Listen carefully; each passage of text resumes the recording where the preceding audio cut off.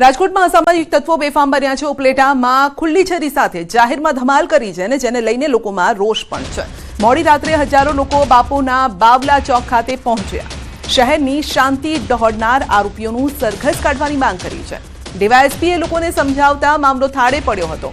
2 દિવસ પહેલા રિક્ષા ચાલક સાથે નજીવી બાબતે બોલાચાલી કરી હતી અને જાહેરમાં છરી સાથે રસ્તા પર લોકો ધમકી આપી રહ્યા છે। ખુલ્લી છરી સાથે અબુ ઉર્ફે ડાડો મિયાણાએ ધમકી આપી હતી। શાહરૂખ નામના શખ્સે રિક્ષા ચાલક સાથે મારામારી કરી અને પોલીસે આરોપીની ધરપકડ કરી।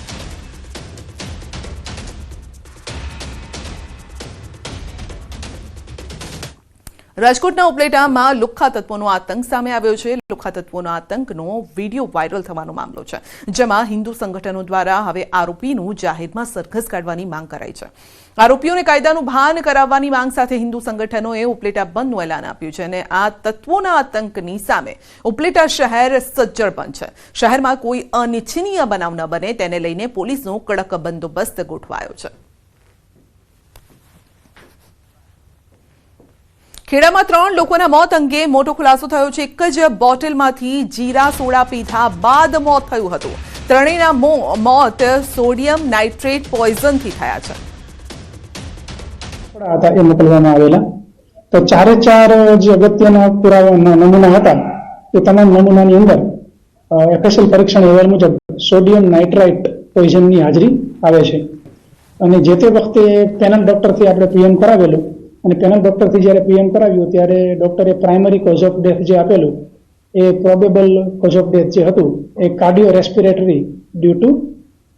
રેસ્પિરેટરી અરેસ્ટ એટલે મતલબ હાર્ટ અને લંગ્સને લગતા પ્રોબ્લેમ્સ, પરંતુ final cause of death FSL examination ઉપર પેન્ડિંગ હતું અને એફએસએલનો ફાઇનલ રિપોર્ટ આવતા જે પેનલ ડોક્ટર છે એ લોકોએ જે કાર્ડિયો રેસ્પિરેટરી અરેસ્ટ જે છે એ due to sodium nitrite poison એ કારણ આપેલું છે। એટલે જે ફરિયાદ દાખલ કરી છે અમે હાલ અને જે મર્ડરની ફરિયાદ દાખલ કરી એમાં જે તે વખતની જે અમોત જાહેર કરનાર જે યોગેશ કુશવાના જે શાળા છે એમના શાળા જે છે બલવીરસિંહ કુશવા એમની ફરિયાદ લીધેલી અને એમની ફરિયાદને આધારે અત્યારે કે જે વ્યક્તિઓને અમને 3 જણાને જે જીરા સોડા આપી અથવા તો એમાંથી કોઈએ મિલાવ્યું કે જીરા સોડાની અંદર કોઈએ મિલાવી અને કનુભાઈ ચૌહાણને બોટલ આપી એ પ્રકારની હાલ અમારી તપાસ ચાલુ છે કે આ કૃત્ય કરનાર કોણ વ્યક્તિ છે, સોડિયમ નાઇટ્રેટ ક્યાંથી આવ્યું, ક્યારે ભેળવવામાં આવ્યું અને એનું કારણ શું છે, વ્યક્તિનો હેતુ શું છે એ હાલ અમે અમારી અલગ અલગ ટીમ બનાવી અને શોધી રહ્યા છીએ। સર, ભવિષ્યમાં જો કદાચ કોઈ આરોપી પકડાય છે તો એની સામે કાયદાકીય શું જોગવાઈ છે અને કયા પ્રકારની સજાની જોગવાઈ છે?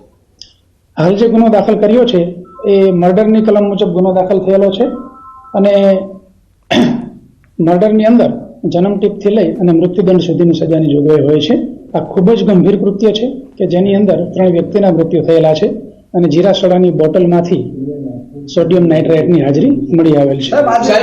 સાહેબ, સોડિયમ નાઇટ્રેટ આજુબાજુ આપણે ચરોતર મૂકવું હોય તેની તપાસ કરી કે એની કોઈ વિગત મળી છે?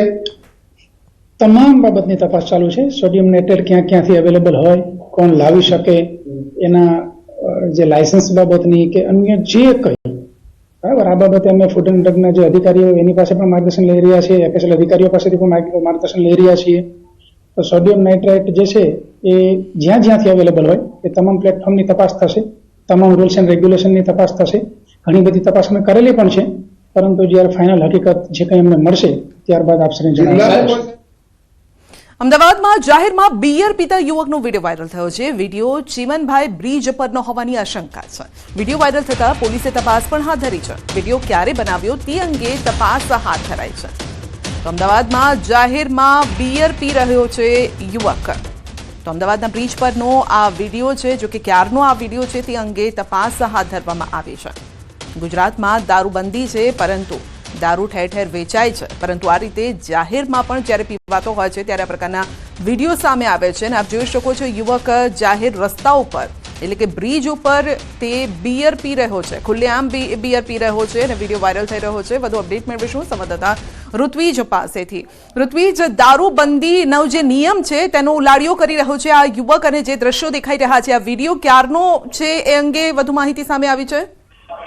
સંધ્યા, વિડીયો ક્યારનો છે તે અંગે ચોક્કસ કોઈ માહિતી મળી શકી ન હતી, પરંતુ જે પ્રકારે વિડીયો સોશિયલ મીડિયામાં વાયરલ થયો છે તેને આધારે પોલીસ દ્વારા હાલમાં સમગ્ર મામલે વધુ તપાસ શરૂ કરવામાં આવી છે. જે વિડીયો છે તે વિડીયો પ્રાથમિક દ્રષ્ટિએ એવું માનવામાં આવી રહ્યું છે કે જે આરટીઓ નજીકનો બ્રિજ છે ત્યાંનો આ વિડીયો હોવાનું હાલમાં માનવામાં આવી રહ્યું છે. જો કે ક્યારે બનાવવામાં આવ્યો હતો, કોણે વિડીયો ઉતાર્યો હતો તે અંગે પણ પોલીસ દ્વારા વધુ તપાસ શરૂ કરવામાં આવી છે. એટલે હાલમાં આ જે વિડીયોના આધારે પોલીસે ટેકનિકલ સપોર્ટના આધારે હાલમાં વધુ તપાસ શરૂ કરી છે. જી આપનો આભાર.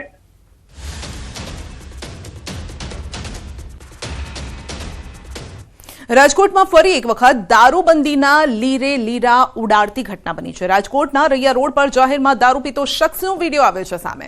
પોલીસને જાણે કે તેને કોઈ ખોફ જ નથી. આ યુવક ખુલ્લેઆમ બ્રિજ પર ઉભા રહીને દારૂ પી રહ્યો છે, જેનો લોકોએ વિડીયો બનાવ્યો અને આ વિડીયો હાલ સોશિયલ મીડિયામાં વાયરલ થતા અનેક સવાલ પણ ઉઠી રહ્યા છે. બિંદાસ રીતે દારૂ પીને નિયમોના ધજાગરા ઉડાડ્યા છે.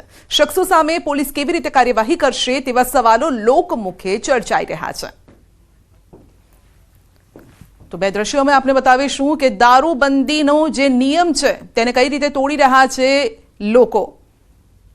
તો બે દ્રશ્યો અમદાવાદ અને આ સાથે રાજકોટના દ્રશ્યો છે, જ્યાં જાહેરમાં દારૂ પીવામાં આવી રહ્યો છે. તો કોઈ શખ્સે આ વિડીયો ત્યાંથી પસાર થતા કોઈ શખ્સે કદાચ આ વિડીયો બનાવ્યો હોઈ શકે છે, પરંતુ નિયમો કઈ રીતે તૂટી રહ્યા છે તેનો આ જીવતો જાગતો સબૂત છે. રાજકોટ શહેરના ચૌધરી હાઈસ્કૂલ સામે આવેલા ચિંતામણી પાર્શ્વનાથ દેરાસરમાંથી ચોર દ્વારા દાનપેટી અને રૂમમાંથી રોકડની ચોરી કરી જતા પ્રદ્યુમનનગર પોલીસ દ્વારા તપાસ હાથ ધરવામાં આવી. મોડી રાત્રિના બુકાનીધારી ચોર દ્વારા ત્રિકમ સાથે બાજુના મકાનમાંથી ચોરી કરવામાં આવી હતી અને ત્યારે દેરાસરમાં અવાજ થતા ચોકીદારે જાગીને દેકારો કરતા ચોર દાનપેટીનો ઘા કરી નાસી ગયો. પોલીસની પ્રાથમિક તપાસમાં દેરાસરની બાજુમાં આવેલા અવાવરૂ મકાનમાંથી મોડી રાત્રિના ધાબળા અને ત્રિકમ સાથે ઘૂસેલા ચોરે દાનપેટી તોડી તેમાંથી રોકડની ચોરી કર્યા બાદ મંદિરના રૂમમાંથી રોકડની ચોરી કરી હોવાનું સામે આવ્યું. જોકે હજુ સુધી દેરાસરના ટ્રસ્ટીઓ દ્વારા સત્તાવાર રીતે ફરિયાદ ન નોંધાવી હોવાનું પણ જાણવા મળ્યું છે. ખાલી મારું માનવું છે કે ભંડારા સુધી જ અત્યારે કદાચ પૈસાની ચોરી માટે કાલાવર કોઈ આવી મૂર્તિ પણ ખંડિત કરે તો સમાજમાં ખૂબ જ ઉવાપો થઈ જાય અને ખૂબ જ તકલીફ પડે. તો મારું માનવું છે કે આવા ગુનેગારોને પકડીને તાત્કાલિક ભયંકરથી ભયંકર સજા દેવી જોઈએ. રાજકોટના જીવરાજ પાર્ક વિસ્તારમાં પ્રદ્યુમન એસ્પાયર બિલ્ડિંગ પાસે ચોરીની ઘટના બની છે, જેમાં ડિલિવરી મેનના એક્ટિવામાંથી પાર્સલ ચોરી કરી ગઠિયો રફુચક્કર થઈ ગયો, જેના સીસીટીવી સામે આવ્યા છે. દ્રશ્યોમાં જોઈ શકાય છે કે આ ગઠિયો બાઇક લઈને ઊભો છે અને એક્ટિવામાં રહેલ પાર્સલને જોઈ રહ્યો છે. જેમ ડિલિવરી બોય પાર્સલની ડિલિવરી કરવા જાય છે ત્યારે આ ગઠિયો આખું પાર્સલનો થેલો લઈને રફુચક્કર થઈ જાય છે. આ મામલે પોલીસમાં ફરિયાદ નોંધાઈ છે અને પોલીસે ફૂટેજના આધારે તપાસ પણ હાથ ધરી છે. જામનગરમાં યુવતી કપડાં ચોરી કરતા સીસીટીવીમાં કેદ થઈ છે. રામેશ્વરનગર વિનાયક પાર્કમાં યુવતીએ ચોરી કરી હતી. તો સ્કૂટી લઈને આવેલી યુવતીએ ઘરની બહાર સૂકવેલા કપડાની ચોરી કરી છે અને સમગ્ર જે આ ઘટના છે તે સીસીટીવીમાં પણ કેદ થઈ છે. તો ચોરીની અલગ અલગ ઘટનાઓ જે અમે આપને બતાવી રહ્યા છે, સીસીટીવીમાં કેદ થયા છે આ દ્રશ્યો કઈ રીતે ચોરીને અંજામ આપી રહ્યા છે જે આપ જોઈ શકો છો. કોઈ કપડાં ચોરીને લઈ જઈ રહ્યું છે તો કોઈ પાર્સલ જે હોય છે તેને ચોરીને જતું દેખાઈ રહ્યું છે, પરંતુ ત્રીજી આંખમાં કેદ થઈ ગયા છે આ દ્રશ્યો અને કોઈ મંદિરમાં પણ ચોરી કરી રહ્યું છે. તો ભગવાનને પણ નથી છોડવામાં આવતા.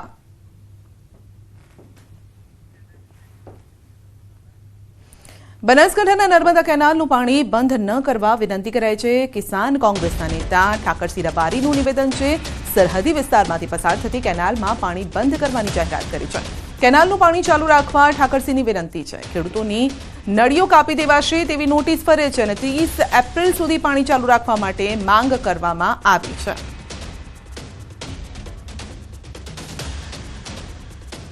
મુખ્યમંત્રીને વિનંતી કરું છું કે આપ એપ્રિલ મહિનાની 30 તારીખ સુધી પાણી ચાલુ રાખો, ખેડૂતોની વેદના સમજો એવી રાજ્યના મુખ્યમંત્રી અને જે તે વિભાગના નર્મદા વિભાગના મંત્રીશ્રી અને અહીંના સ્થાનિક આગેવાનોને પણ કહું છું કે 30મી એપ્રિલ સુધી ખેડૂતો પોતાનો પાક પાકી ગયો છે, પણ એક મહિનો હજુ પણ લોકો ખેતરોમાં રહે, એમના ઢોરોને પાણી પીવા માટે, લોકોને પીવા માટે એપ્રિલ મહિના સુધી રાખો એવી વિનંતી કરું છું.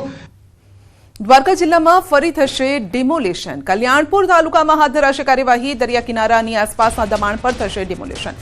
106 જેટલા ધાર્મિક સ્થળો પર ફરી વળશે તંત્રનું બુલડોઝર. તંત્ર દ્વારા 106 જેટલા ધાર્મિક દબાણોને અપાઈ છે નોટિસ અને થોડા સમયમાં તેને તોડવામાં આવશે. સ્ટેપ બાય સ્ટેપ ધાર્મિક દબાણ આઈડેન્ટિફાઈ કરીને કુલ 106 જેટલા ધાર્મિક દબાણ અત્યારે આઈડેન્ટિફાઈ થયેલ છે અને આ સિવાય પણ કોઈ ધાર્મિક દબાણ જો રહી ગયેલા હોય તો એના માટેની શોધખોળની કાર્યવાહી હાલમાં ચાલુ છે. તો દરિયા કિનારાની આસપાસ ફરી થશે ડિમોલેશન. જે પણ જગ્યાઓ પર ગેરકાયદેસર બાંધકામ હશે તેને તોડી પાડવામાં આવશે. મુંબઈમાં મધદરિયે આગની ઘટના. અલીબાગમાં મધદરિયે બોટમાં લાગી છે ભીષણ આગ. તો બોટ માછીમારી કરવા દરિયામાં ગઈ હતી. અચાનક આગ લાગતા દોડધામ મચી ગઈ. માછીમારોના હાલ કોઈ સમાચાર નથી. આગ લાગવાનું કારણ પણ શું છે તે હજુ સામે નથી આવ્યું, પરંતુ આખી બોટ ભડકે બળી રહી છે અને દૂરથી પણ આપ જોઈ શકો છો કે ધુમાડાના ગોટે ગોટા ઉડી રહ્યા છે. કાળા ડિબાંગ ધુમાડા જોવા મળી રહ્યા છે અને આખી બોટ બળીને ખાક થતી જોવા મળી રહી છે. જો કે આગ કઈ રીતે લાગી તે હજુ સામે નથી આવ્યું. આગમાં જે સવાર હતા તેનો પણ કોઈ હજુ કોન્ટેક્ટ નથી થઈ શક્યો, અતોપતો નથી.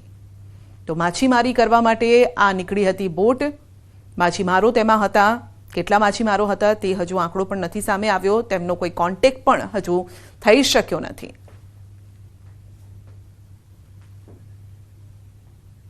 2 વર્ષ પૂર્વે કેન્દ્રીય માર્ગ અને પરિવહન મંત્રી નીતિન ગડકરી દ્વારા જણાવવામાં આવ્યું હતું કે 60 કિલોમીટરની અંદર એકથી વધુ ટોલ આવતા હશે તો તેને બંધ કરવામાં આવશે. અને તેમ છતાં રાજકોટ જેતપુર નેશનલ હાઈવે પર 60 કિલોમીટરની અંદર 2 જેટલા ટોલ કાર્યરત છે અને બંને ટોલ ટેક્સ ઉપર રાહદારીઓ પાસેથી ઉઘરાણા ચલાવવામાં આવી રહ્યા છે.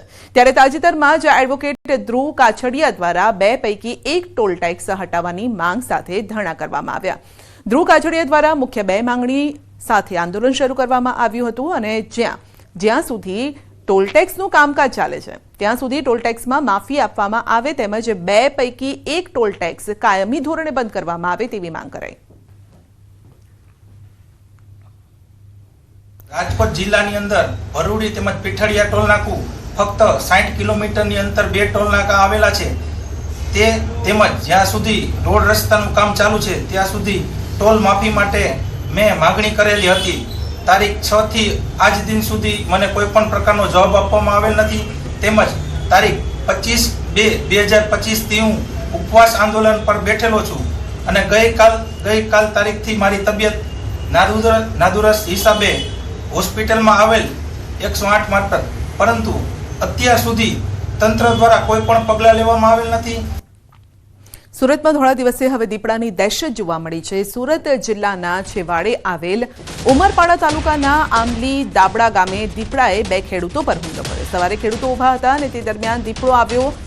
પ્રાણી સમજી બંને પર હુમલો કરી દીધો, જેમાં બંને ખેડૂતને મોઢાના ભાગે તેમજ હાથના ભાગે ઈજા પહોંચી છે. બંનેને હાલ નજીકની હોસ્પિટલમાં ખસેડવામાં આવ્યા. સમગ્ર ઘટનાની જાણ વન વિભાગને પણ કરવામાં આવી છે.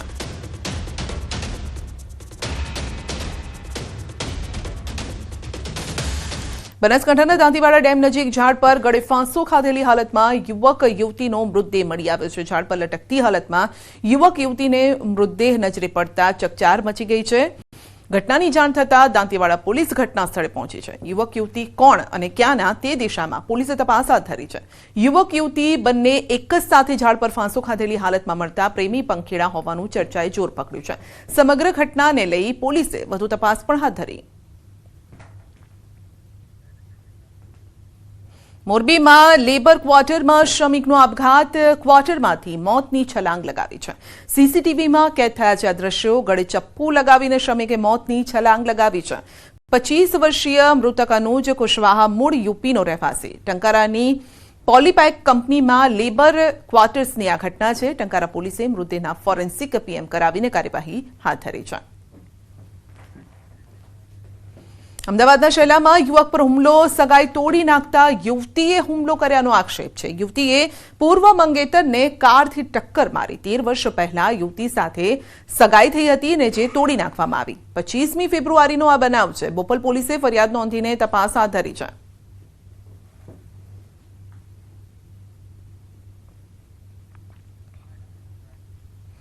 સામાન્ય રીતે શહેરને સ્વચ્છ રાખવા મનપાની કચરા વાન કચરો ઉપાડે છે, શહેરને ગંદકીથી મુક્ત રાખે છે, પરંતુ એ જ કચરા વાનમાં કચરાની સાથે માણસોને બેસાડવામાં આવે તો જી હા, સફાઈ કર્મીઓને કચરા વાનમાં બેસાડ્યા હોવાનો એક વિડીયો સામે આવ્યો છે અને ઘટના રાજકોટની છે.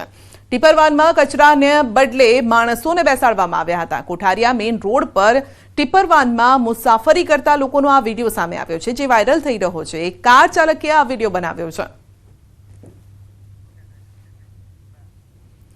સુરત નેશનલ હાઈવે પર એક ડમ્પર બેકાબુ બન્યું છે અને સુરતના નેશનલ હાઈવે 48 પર પીપોદરા પાસે ડમ્પર ચાલકે કાબુ ગુમાવ્યો. બેફામ જતું ડમ્પર ડિવાઈડર કૂદીને રોડની બીજી સાઈડમાં આવીને પલટી ખાઈ ગયું. ત્યારે જ એક કાર ચાલક આવી રહ્યો હતો, પરંતુ કારની સ્પીડ ધીમી હોવાથી કાર ચાલક બચી ગયો, નહીં તો કારનો પણ અહીંયા કૂચડો થઈ ગયો હોત. તો રેતી ભરેલ ડમ્પર પલટી જતા એક તરફ માર્ગ પણ બંધ થયો હતો, ટ્રાફિક જામ થયો હતો. ગાંધીનગર ખાતે નેશનલ ફોરેન્સિક સાયન્સ યુનિવર્સિટીનો 3જો પદવીદાન સમારોહ યોજાયો અને જેમાં રાષ્ટ્રપતિ દ્રૌપદી મુર્મુ મુખ્ય અતિથિ પદે ઉપસ્થિત રહ્યા. તેમની સાથે અહીં રાજ્યપાલ આચાર્ય દેવવ્રત, મુખ્યમંત્રી ભૂપેન્દ્ર પટેલ, ગૃહ રાજ્યમંત્રી હર્ષ સંઘવી પણ હાજર રહ્યા. ઓસ્ટ્રેલિયા, તાઇવાન, પોલેન્ડ સહિતના દેશના મહાનુભાવો હાજર રહ્યા. અહીં 1562 વિદ્યાર્થીઓને ડિગ્રી એનાયત કરાઈ.